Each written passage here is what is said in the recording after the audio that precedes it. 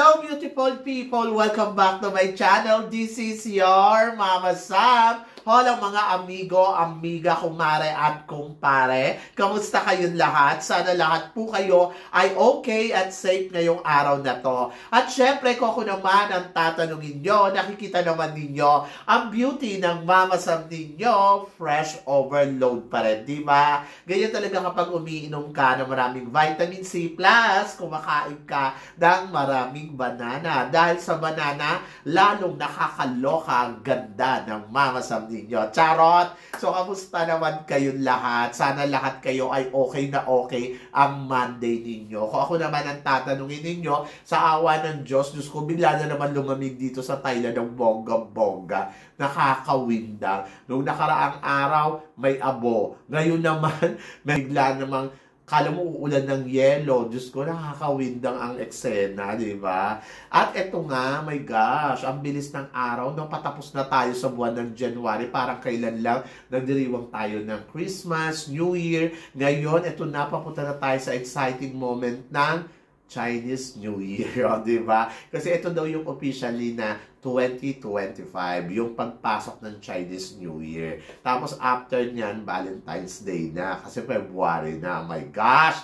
Diyos ko, kamusta naman? Ang bilis-bilis ng panahon, nakakawindang. So, speaking of Chinese New Year, so sa 29 nga required kaming magsuot ng Chinese dress. O, di ba? So, lahat kami. Pero meron naman na ako dyan. Actually, dalawa yung ganyan ko. Kaya hindi ako na-worry. So, pipiliin ko na lang kung saan ako maganda. Kaya huwag kayong magulat kung sa mga susunod na araw, yung vlog ko ay para na akong si Manu po. Charot! So, yan. At eto nga, speaking of Chinese New Year, kanina may nagbigay sa akin ng tawag dito, ng suha, yung co-teacher ko, o di ba, ang bongga. Talaga, Chinese na Chinese yung dating. Di ba? Ang bongga ng ang bongga ng balot. Sobrang nakakatuwa. Actually, na-enjoy ako dito eh. So, parang sabi ko, ang ganda, pampaswerte. Actually, ang lakas na maka-attractive talaga. Pag tinignan mo siya, na parang wow, o di ba? Pampaswerte. Charot. So, yun. Swerte naman ako everyday, lalo na sa inyo. Kaya, shout out muna tayo sa walang sawang tumatangkilik dito sa Mama Sam Vlog. Araw-araw, lagi-lagi, na talaga naman nakakataba ng puso ang pagmamahal at suporta na binibigay ninyo. So, pasensya na yung iba, hindi ko ma-shout out. Pero bukas isa-shoutout ko kayo. Mag-comment lang kayo dyan para at least malaman ko kung sino isa-shoutout ko. Wala na akong time tumingin. Mag-message lang kayo. So, eto na. Sino-sino ba yung isa-shoutout natin? Si Ninya B. Hello, thank you so much. Andiyan din si Arlo Ian Lacuesta. Thank you so much, Robert Casanyas. Si Babette Elizalde, sorry. Andyan din si Ryan Ventura, lagi din nakatutok dito. Si Daddy Eddie. And then, of course, si Cornelo at saka si Marvic. Si Attorney Cornelo at saka si Marvic ay partners sila. So, maraming salamat sa suporta. And then, of course, si Eddie. And then, andyan din, syempre, si Madam Jenalina Paton at saka si Madam Henrietta. Saka, syempre, hindi ko makakalimutan si Sonny Muscle. Thank you so much. Yung iba, bukas na lang kasi busy tayo ngayon. Kasi marami tayong pag-uusapan na talaga naman, oh my gosh, magtataas ang kilay ninyo sa mga pag-uusapan natin ngayon. Kaya guys, wag na nating patagalin ang ating mga chika. So, ito na. Para sa una nating chika, ano daw ang masasabi ko ngayon sa Miss Universe Philippines? Kasi ang magbabardagulan o magpupuksaan dito ay from veterans candidates and Filipino community overseas at saka newbies. So, anong tingin ko daw dyan? Ang tingin ko, ganyan din naman yung last year, di ba? Parang nga naging bansa na natin yung New Jersey. Alam mo yon, yung Australia. Parang part na siya ng Pilipinas. Alam mo yon. Tapos, nakakaloka. Bansa na rin pala natin ng New York, o di ba? At ito ang mas naloka ako, pati California, o di ba? Kasi nga sa sobrang dami ng mga Pilipino na nagpuntahan sa ibang lugar, sa states, Kaya meron tayong tinatawag na Filipino community. Pero kung akong tatanungin mo, parang sana wala nang ganito. Kasi parang hindi naman part ng California, ang New York at Tubacenes, Australia, di ba? So sana, pupunta na lang sila doon, tapos i-represent nila kung ano ang lugar ng magulang nila from the Philippines. Ayun yung mas bongga. Kaysa naman yung suot-suot mong sash ay Filipino community from Canada. O, tapos from New Jersey. Diyos ko, parang nanonood na ako ng international pageant nito. Ganon! Tsaka, hindi naman natin part talaga yung mga bansang yan. Kumbaga, parang sana hindi sila kasali kasi nakakaloka. So, tulad na sinabi ko, mas maganda, i-represent nila yung kung ano yung lugar ng nanay nila o kung tatay man nila ang Pilipino para doon sa Miss Universe Philippines. Kasi parang hindi talaga magandang tignan na merong New Jersey, may Canada, may Australia, may New York, di ba? Tapos merong pang California, parang Miss USA. Charot! So, yun, nakakawindang. Anyway, so sila naman yan, ayan yung gusto nila, go, go, go, and 555. And then, doon naman sa mga veterana, syempre excited ako dahil gusto kong malaman kung sino nga ba ang makikipagbardagulan dyan ng bonggang-bongga. Ang dami-dami na natin naririnig na pangalan, di ba? Pero sino nga ba talaga ang sasali? Parang lahat sila nagsisalihan na this year. Tapos, uulit-ulit sila sa susunod na taon pag natalo sila. Charot. So, yon. So, sana, ang ginawa na lang ng Miss Universe Philippines, kung ganito din naman kadami ang magkukumpit from veterana sa mga naririnig natin, kasi umabot na sila ng 20 talaga, sana, na lang sila, all-star cast. Ganon! So, yan. Para magbardagulan yung mga totoong reyna. Yung mga naging reyna na sa iba't ibang klase ng pageant. So, ang saya siguro nun, di ba? Anyway, so good luck. And then doon naman sa mga newbies na tinatawag, yung mga baguhan. Ay, nako, talagang walang tulak kabigin kasi ang gaganda din nila. At wish all the best para sa kanila. Good luck. So ngayon, ang tanong, sa tingin ninyo, sino nga ba ang mag-uuwi ng corona dyan? Ang newbies, ang taga-Filipino community from an overseas, or ang veterana. So, yan yung abangan natin dito sa Miss Universe Philippines ngayong taon na to. Are you excited? Kasi ako, yes! Sobrang excited ako. Ay nako, laban yan. At para naman sa sumunod na chika, mamasama nyo naman ang masasabi mo. Philippines and Venezuela dito sa Reyna Hispano-Americana 2025. Ang balita ko, talagang matindi ang bardagulan ng dalawang country to ngayon sa Reyna Hispano-Americana. At ito ang bongga. Ang laki ng chance ni Diamante na may uwi ang corona ng Reyna Hispano-Americana kasi talagang umaariba siya doon ng bonggang-bongga.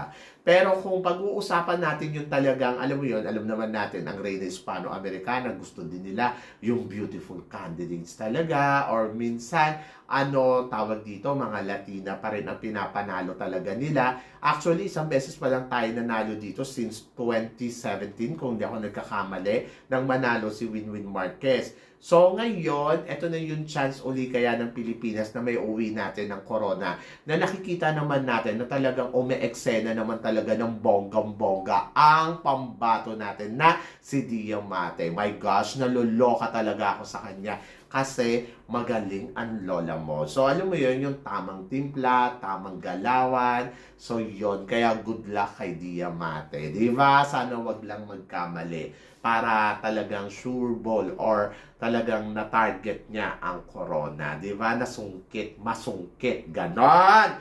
Ay nako, good luck. So, ito nga, good luck din. Possible daw kayang magtapat sa Miss Grand International 2025 etong si Michelle D at saka si Miss Chile ng Miss Universe noong nakaraang taon. Okay. So, possible ba silang magtapat? I think yes. So, yon. Kasi di ba naging open naman si Miss Chile na sasali nga daw siya sa Miss Grand. At alam naman natin tong si Emelia. Si Emelia yun, di ba? Ay ganda-gandahan talaga yung lola mo. Wala talagang tulak kabigin. At iba din ang umeksena to sa entablado. Pero kasi nagiging usap-usapan din sa social media na ang Michelle din nga ay mag-join So, I'm so excited. Kung totoo man to, excited ako. At alam mo yon, talagang gusto ko makita kung anong bardagulan ang gagawin nila sa entablado. Excited ako kay Michelle D dahil syempre, alam naman natin gumalaw si Michelle D. Very grand. Marami nagsasabi na kung hindi naman prototype beauty ito si Michelle D, ay mati-thank you girl lang yan sa Miss Grand.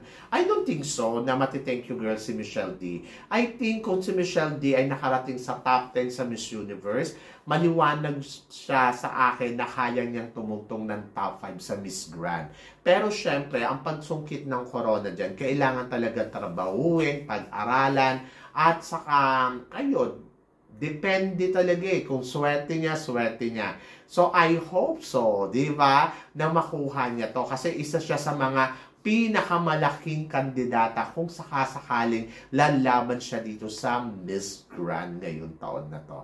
Kaya, na-excite ako para kay Michelle D. And let's see kung ito nga bang si Michelle D ay talagang kakabog ng bonggang-bongga dito sa Miss Grand International kung sakaling sasali siya. So, yan yung antabayanan natin. At exciting yan for this year, di ba? Kasi syempre, kung sasali nga naman sila, ay nako, panalo yan. Pero ito mas panalo. 3 taong magkakasunod na halos makuha natin ang Miss Photogenic dito sa Miss Universe. So, anong masasabi ko daw dito? Saan daw ba silang may kulang? Ano ba ang kulang sa galawan nila? Bakit hindi daw nila nasungkit ang corona? So, ito ay sila, sila Licaros to, di ba?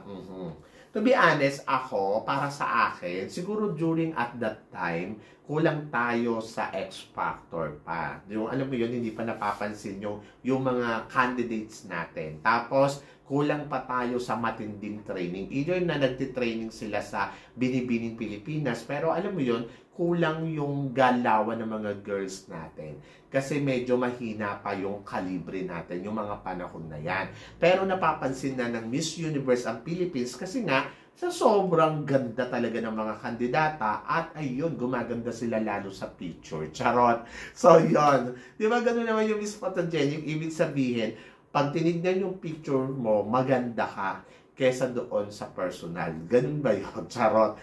Anyway, so basta ako, happy ako dahil napapansin yung time na yan, napapansin nila ang Pilipinas at tayo pa lang ang bansa na nakakuha ng pinakamaraming number ng Miss Photogenic, di ba?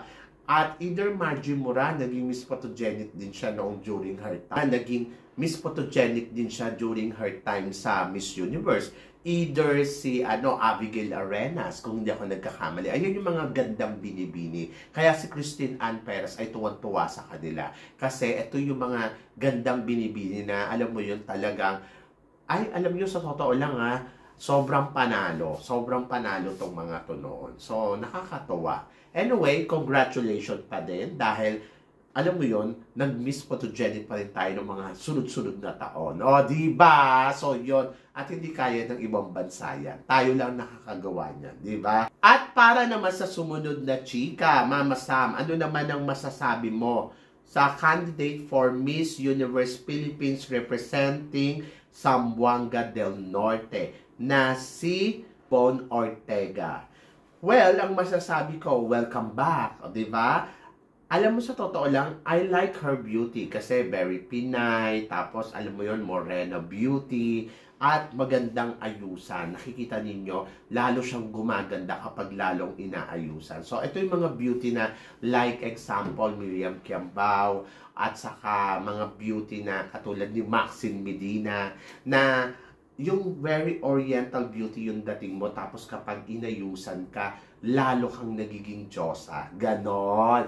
Either Michelle D, kapag inayusan mo siya talaga yung pak na ayos, ay nako, nagiging Diyosa. So, yun ang maganda dito kay Yvonne. At naniniwala ako na ito yung time na pwede niyang ipakita sa Miss Universe Philippines yung galing niya, yung paano siya eksena, at paano siya kakabog. At naniniwala din ako na talagang kaya nito makipagbardagulan ng bonggang-bongga sa mga magiging kandidata ngayon. Lalo na ngayon na parang feeling ko well-prepared siya. So, tingnan natin kung anong ipapakita pamamagitan ng Zamboanga del Norte sa laban nila sa Miss Universe. Are you excited? Brilliant kaya yung beauty ni Yvonne.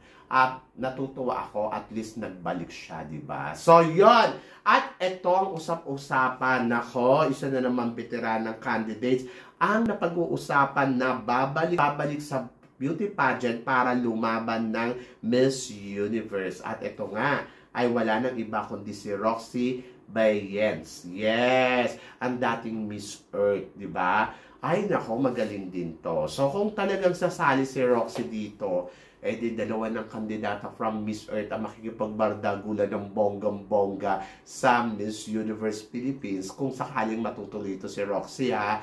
Actually, matagal ko nang naririnig na si Roxy plano ngang sumali sa Miss Universe Philippines. Hindi lang natutuloy. So, hindi ko lang alam kung eto na yon dahil talagang pasabog naman siya sa kanyang mga eksena ngayon sa social media. At eto nga, parang feeling ko, join nga siya sa Miss Universe Philippines. So, hintayin natin. Pero ikaw, kapag nakita mo siya dito sa Miss Universe Philippines, tingin mo, aariba nga ba siya ng bonggang-bongga? At tingin mo, kaya nga ba manalo ni Roxy ng Miss Universe Philippines kung sakasakaling makakatapat niya si Aliana Aduana? At kung si Aliana Aduana ang makakatapat niya, sinong pipiliin mo sa kanila? So, i-comment below mo yan para at least malaman ko naman kung ano naman ang chika mo dito sa pinag-uusapan natin ngayon. So, yun. So, syempre, maraming salamat sa inyong lahat sa suporta at pagmamahal na binibigay ninyo syempre dito sa channel ko. At sa mga hindi pa po nakaka-subscribe dyan,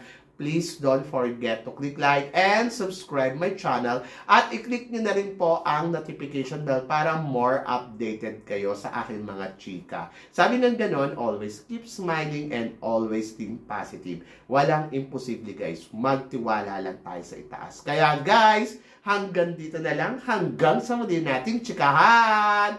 See you tomorrow. Thank you guys.